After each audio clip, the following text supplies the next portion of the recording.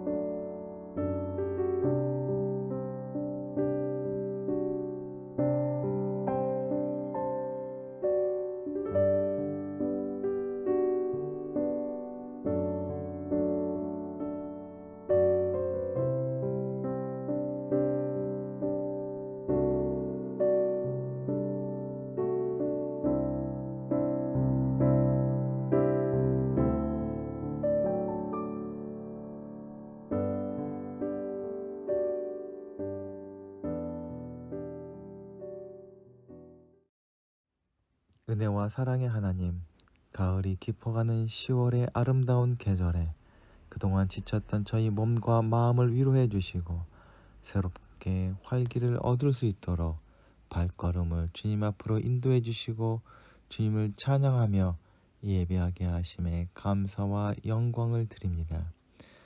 한 주간 세상에서 살면서 더러워진 저희 몸과 마음을 주님께 내어 놓으며 용서를 구합니다. 주님께 예배하는 시간에는 성도로 살았지만 세상에 나아가서는 죄인으로 살았습니다. 주일에는 하나님의 자녀로 행동했지만 평일에는 믿음 없는 새 속의 사람으로 살았습니다. 험한 말로 이웃에게 상처를 주었고 배역한 행동으로 하나님의 영광을 가렸습니다. 기도하며 하나님을 의지해야 할 순간에 당황하며 걱정하였고 하나님께 감사해야 할 시간에 교만하며 자랑했습니다. 주님께서 주신 소중한 물질과 건강과 지혜와 능력을 하나님의 뜻을 이루는 데 사용하지 않고 오직 욕심과 정욕을 채우는 데만 사용했습니다.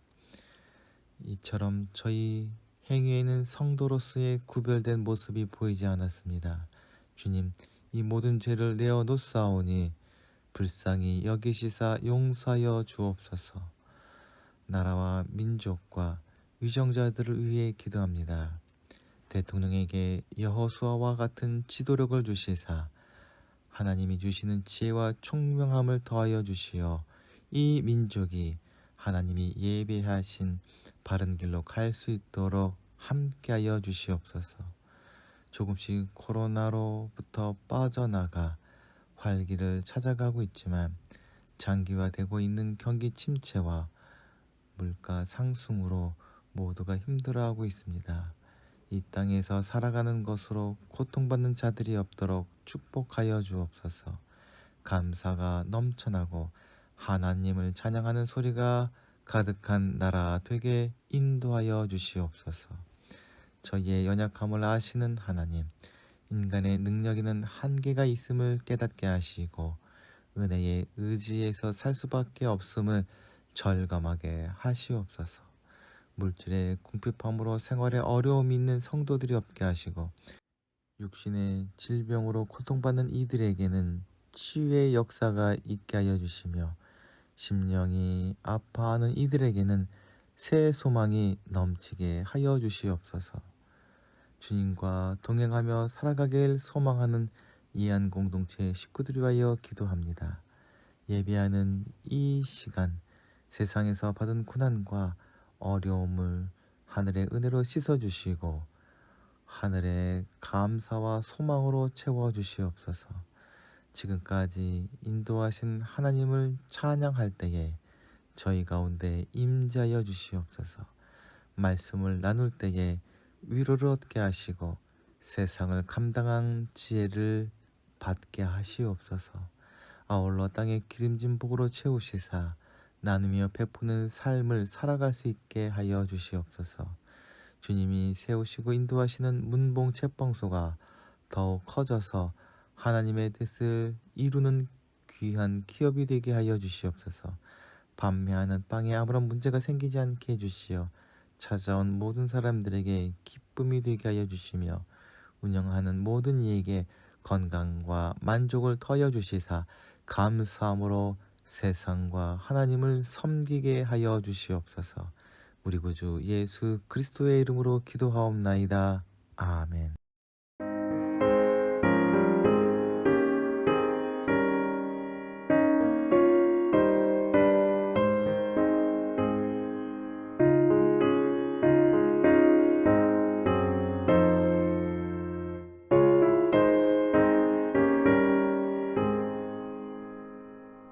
이 세상의 친구들 나를 버려도 나를 사랑하느니 예수뿐일세. 예수 내 친구 날 버리지 않네. 온 천지는 변해도 날 버리지 않네. 검은 구름 덮이고 광풍이 일어도 예수 나의 힘 되니 겁낼 것 없네. 예수 내 친구 날 버리지 않네.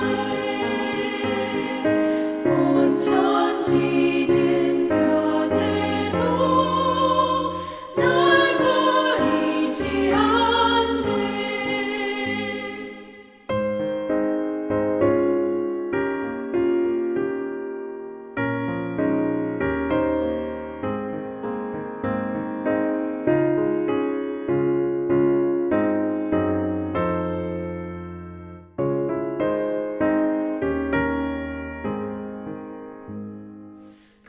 괴로운 일 당해도 낙심 말아라. 영원하신 주 능력 나를 붙드네. 예수 내 친구 날 버리지 않네. 온 천지는 변해도 날 버리지 않네.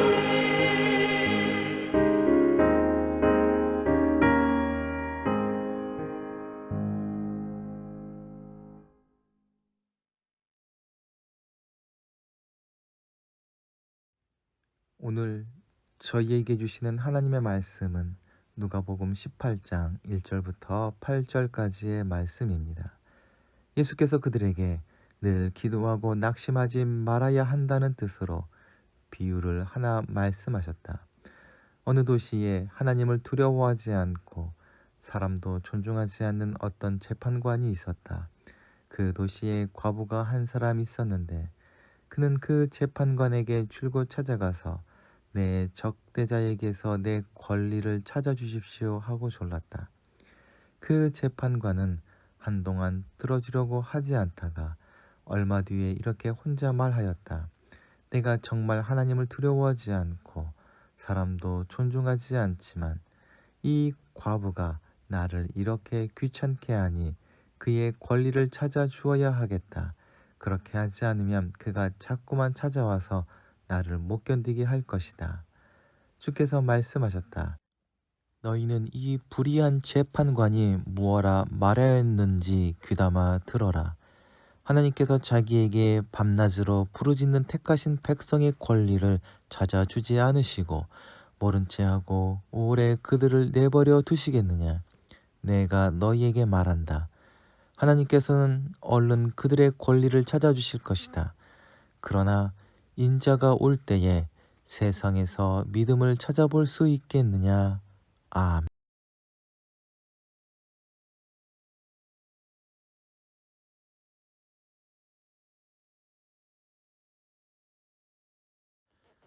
풍경은 아직 푸른색을 잃지 않았지만 차가워진 새벽 공기로 계절의 수레바퀴가 돌아가고 있음을 느끼게 됩니다.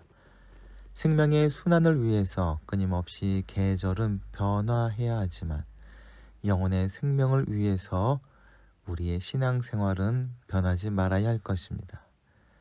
이를 위해서 기억해야 할 것이 말씀 묵상과 기도일 것입니다. 그러나 이 시대는 기도하는 사람이 점점 줄어들고 있습니다. 조금도 여유가 없는 삶과 다양한 관심사 때문일 것입니다. 그러나 기도 없이는 신앙생활이 온전히 설 수 없기에 기도가 무엇인지, 기도를 어떻게 해야 할지 생각해 봐야 합니다.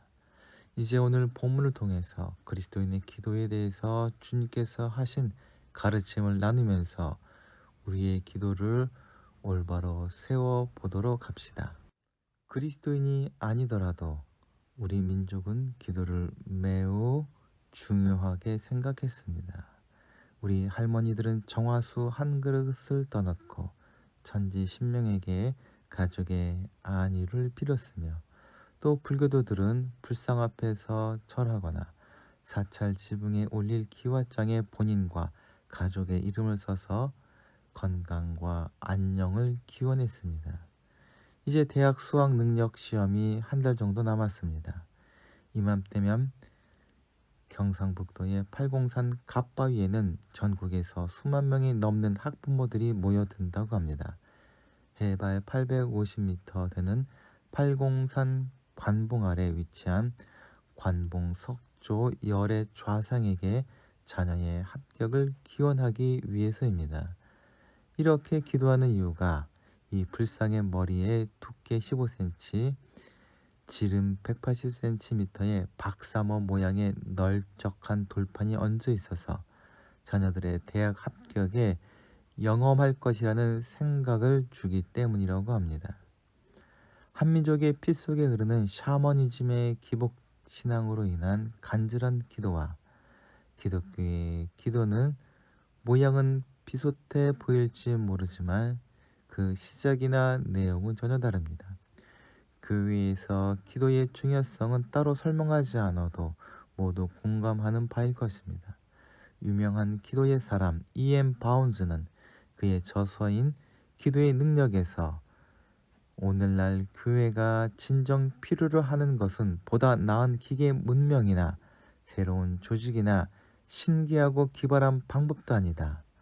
교회가 필요로 하는 사람은 성령께서 쓰실 수 있는 사람, 즉 기도에 능한 사람, 기도할 줄 아는 사람이라고 하며 기도의 중요성을 강조하였습니다.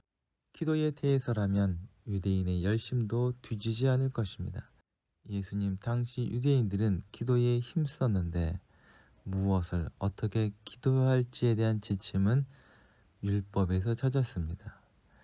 그들은 시편을 기도의 교과서로 삼아 시편의 내용을 가지고 기도하였습니다. 기도의 방식에 있어서 기본적으로 오전, 오후 번제 드리는 시간에 맞춰서 기도드렸고 다니엘의 예에서 보듯 경건한 사람은 하루에 3번 기도를 드렸습니다. 기도 자세와 복장에 있어서 예수님 당시에는 성전이든 회당이든 공적 기도를 할 때는 일어서서 했습니다. 오후 번제 시간에 성전으로부터 나팔 소리가 울려 퍼질 때에 그렇게 했다는 것입니다. 말하자면 일부 바리새인들이 의도적으로 그 시간에 맞추어 외출하고선 시장 어귀에서 볼일을 보고 있는 중에 우연히 기도 시간이 됐냐 손을 들어 큰 소리로 기도하였다는 것입니다. 또한 기도할 때 쉐마의 말씀을 기록한 종이 같은 작은 상자를 손목과 미간에 끈으로 묶어 매달았습니다. 유대인 남자는 매일 기도할 때마다 수건으로 머리를 덮어야 했습니다. 예수님도 이 수건을 사용했을 것입니다. 그렇게 기도는 공개적으로 모든 사람이 보고 듣도록 항해하였습니다. 예수님 당시 유대인들은 크게 세 가지 이유로 기도했는데 첫 번째는 구약의 계명을 순종하는 차원에서 기도했습니다. 두 번째로 자기들의 관습을 따르기 위해 기도했는데 아침과 저녁에 성전 제사 때 하는 기도는 율법에서 명시적으로 요구한 것은 아니었으며 새로 만들어진 회당 제도로 인해 기도 수건과 같은 새로 기도 복장이나 방법들이 생겨났습니다. 세 번째로 불행하게도 예수님께서 야단친 것에서 볼 수 있듯이 남에게 보여 인정받으려 기도하는 자들이 있었습니다. 예수님은 유대인들의 기도를 모두 책망한 것은 아닙니다. 예수님은 하나님을 향한 것이 아닌 인간의 칭찬을 받으려고 기도하는 사람들을 꾸짖으셨습니다. 예수님께서는 모든 그리스도인들에게 기도가 무엇인지 가르쳐 주시고 직접 기도의 본을 보여주셨습니다. 그리고 오늘 본문에서 어떻게 기도해야 할지를 알려주고 계십니다. 오늘 본문은 일명 과부와 재판장의 비유라고 불립니다. 그런데 이 비유가 누가복음에 등장하는 다른 비유들과 다른 점이 있습니다. 누가복음에는 22개나 되는 비유가 등장하는데 유독 과부와 재판장의 비유는 주제가 앞에 나와 있습니다. 그래서 우리는 이 이야기를 다 듣기도 전에 예수님께서 비유를 말씀하신 이유를 압니다. 그것은 항상 기도하고 낙심하지 말아야 한다는 것입니다. 기도가 너무나 중요한 것이지만 그 중요한 기도를 소홀히 여기고 기도 생활에 실패하고 마는 가장 큰 이유가 낙심 혹은 낭망 때문이라는 것입니다. 예수님께서는 제자들을 비롯한 우리들이 낙심이라는 덫에 쉽게 잡힐 수 있다는 것을 잘 아셨습니다.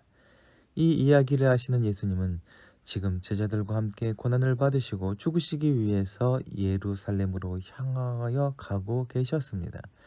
그 여정 가운데 수도 없이 자신이 곧 죽고 버림받을 것에 대해서 분명히 밝히셨습니다. 그러나 자신의 가진 모든 것을 버리고 주님을 믿고 따랐던 그들이었지만 자기들 눈앞에서 주님이 사람들의 손에 신문을 당하고 매맞고 죽임 당하는 것을 보았을 때 절망과 큰 두려움에 빠질 수밖에 없었습니다. 예수님의 부활과 승천 이후 언젠가 다시 오실 주님을 기다리며 선을 행하며 하나님의 영광을 구하면서 세상에서 온갖 핍박과 고난을 견디는 것은 절대 만만한 삶이 아닙니다. 낙심의 덫에 빠지기 쉬운 삶입니다. 예수님은 광야 같은 세상을 살아갈 때 고난 가운데 놓일 제자들과 우리에게 낙심하지 말고 하나님을 의지할 수 있는 중요한 방법으로서 기도를 이야기하기 위해서 하나님의 비유를 이야기해 주십니다. 본문의 비유는 어떤 억울한 일을 당한 과부가 불의한 재판관에게 자기의 일을 해결해 달라고 하소연하는 장면입니다. 그런데 여기 등장하는 재판관이 유대인이 보기에 너무나 특별한 재판관입니다. 주님께서는 그를 소개할 때 불의한 재판관이라고 하십니다. 그를 하나님을 믿지 아니하는 무신론자, 그리고 사람을 무시하고 경멸하는 불의한 재판관이라 설명하고 계십니다. 하나님도 두려워하지 않고 사람까지 무시하는 참으로 어떻게 할 수 없는 재판관이었습니다. 여기서 유추해 보건대 그는 자신의 권력을 마음대로 행사하며 법과 정의와 도덕, 양심, 자유, 인권과는 거리가 먼 사람이었을 것입니다. 더 비약해서 생각해 보자면 그는 돈을 좋아해서 뇌물 받는 것을 좋아하고 뒷거래를 즐기는 재판관이라 상상해도 틀리지 않아 보입니다. 한편 어떤 사람들은 이 재판장이 이방인이 아니었을까 생각합니다. 왜냐하면 적어도 유대인이라면 하나님을 두려워하지 않는다라고 하는 것은 불가능하며, 또한 역사적으로 로마 제국이 바로 앞에 언급한 유대의 재판관들 이외에 황제의 이익을 위해 자국의 지역 행정관과 도시 재판관을 임명했다는 것입니다. 즉 로마에서 파견된 재판관들이 유도에 있었을 것이라고 추측하는 것이 어떤 면에서 더 타당해 보입니다. 한편 이 재판관을 찾아온 사람은 과부였습니다. 고대 중동에서 과부는 사회적으로 아무것도 할 수 없는 아주 연약한 존재입니다. 남성 중심의 사회에서 여자는 단독적으로 사회생활이 불가능했습니다. 지금도 중동에는 그 문화적 영향이 남아 있어서 사우디아라비아 같은 경우에 2018년까지 여성이 운전을 하면 처벌을 받았고 2019년까지도 남성 친인척 없이 여성이 외출하는 것이 금지되어 있었습니다. 여성을 남성의 보호 대상으로 보고 여성 혼자서 사회적 활동하는 것을 금지했던 것입니다. 예수님 당시 유대 사회는 이보다 더했을 것입니다. 남편이 없는 과부는 무시당하기 딱 좋은 사람이었습니다. 그러나 약자로서 과부에게는 권리가 있었습니다. 하나님은 과부와 고아와 나그네들이 자신의 권리를 보장받기 어려운 존재였기 때문에 괴롭히거나 억압해서는 안 된다고 명령하셨으며 그들의 편을 들라 하셨습니다. 이렇게 소외받고 연약하며 아무런 힘도 없는 과부가 자신의 권리를 빼앗기는 일까지 벌어지고 말았습니다. 이런 상황에서 재판관이라면 율법의 취지를 따라 약자의 편에 서서 그 억울함을 풀어주는 것이 임무인데도 본문의 재판관은 그녀를 외면하려 하였습니다. 모든 것이 열악한 상황 속에서도 그녀가 포기할 수 없었던 것은 아마도 그가 당했던 일이 너무나도 억울했기 때문일 것입니다. 그런데 주님의 이야기는 그녀가 억울해하는 것으로 끝나지 않습니다. 처음에 재판관은 이 과부의 호소를 무시했습니다. 들어주지 않았습니다. 그러나 과부는 포기하지 않고 끈질기게 재판관을 찾아와 자신의 권리를 찾아달라고 호소합니다. 결국 재판관은 그 끈질김 때문에 과부의 권리를 되찾아줍니다.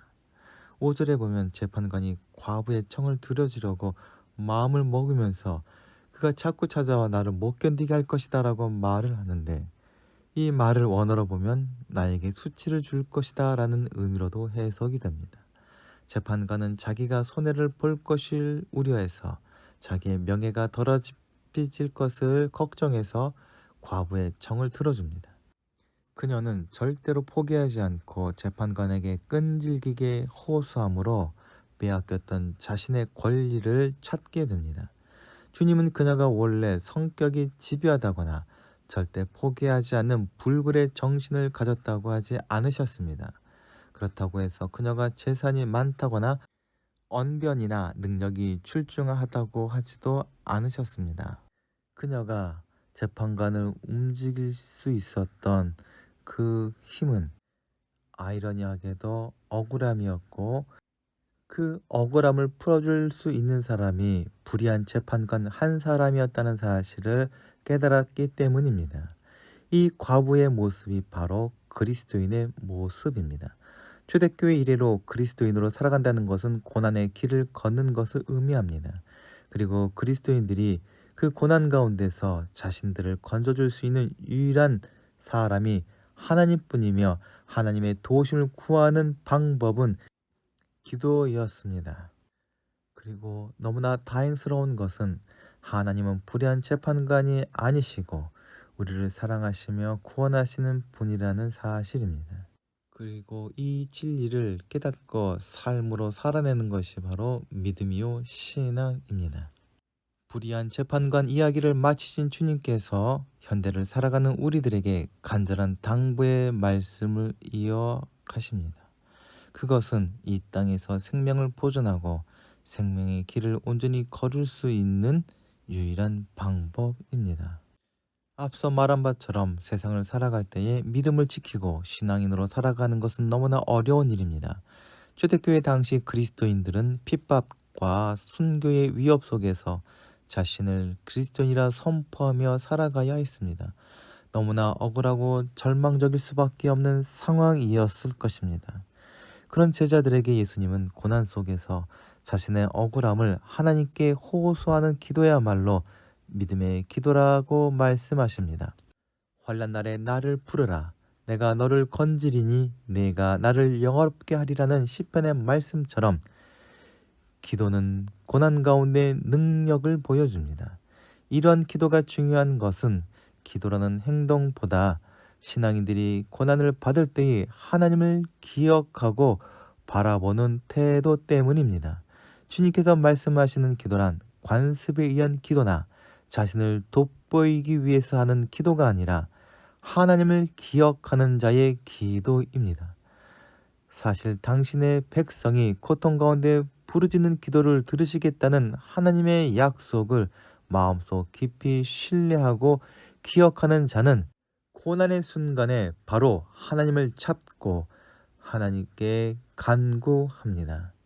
교회 전통 속에서 드려지는 기도는 참회의 기도나 예수 기도만큼이나 하나님의 도우심을 구하고 바라는 기도가 많았습니다.